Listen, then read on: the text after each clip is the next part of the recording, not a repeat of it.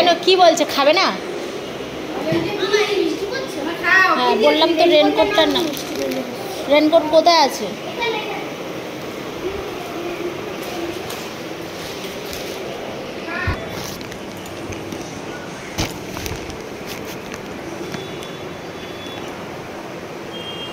তো চলো পুজো টুজো কমপ্লিট করে তো চলে এসেছিলাম, এসে প্রসাদ টসাদ খেয়ে আর এখন যাচ্ছে হচ্ছে মেয়েকে নিয়ে পড়তে, মানে পড়াতে নিয়ে যাচ্ছে মেয়েকে।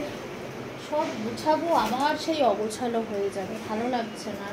আজকে আর আমার একদম পা চলছে না, কিন্তু তাও কিছু করার নেই। 9 তারিখ থেকে পরীক্ষা, পড়তে না নিয়ে গেলে হবে না। ম্যাম বারবার ফোন করছে, তাই লেট হয়ে গেল। যাওয়ার কথা 6টা 6:30, এখন বাজে 7:30, 7:10। তো চলো, এই চলে যাচ্ছে, বন্ধ করে দিও গেট। তো এখন নিয়ে যাব, কখন আসবো জানি না। শরীর আর ভালো লাগছে না, পা দুটো জ্বালা করছে। তো চলো, এই যে মহারানী সেম টু ইউ। কিন্তু এদিকে ওদের কোনো কষ্ট নেই। কি হয়েছে? জুতো বাইরে আমি ধুয়ে দিয়েছি, দেখে জল আছে, ওই সিঁড়িটা ধুয়েছিলাম এসে, তারপরে ওই জল জল হয়ে গেছে। তো চলো বেরিয়ে যাই, মেয়েকে নিয়ে পড়তে যাব। পড়ে ঠোরে কখন আসি, এসে আবার রান্না বান্না। মা বললো ভাত খাবে, বুড়ি দিদির জন্য একটা রুটি করে দেবো, তরকারি আছে, ডাল আছে, পোস্ত তরকারি। রেনকোটটা ধর, আমি রুটি খাবো। কি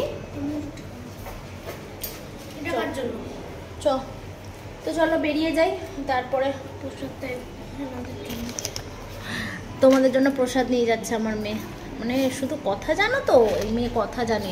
তো ওখানে ওদের জন্য প্রসাদ ঝুলিয়ে রেখেছি, ওই যে দাঁড়াও দেখাচ্ছি।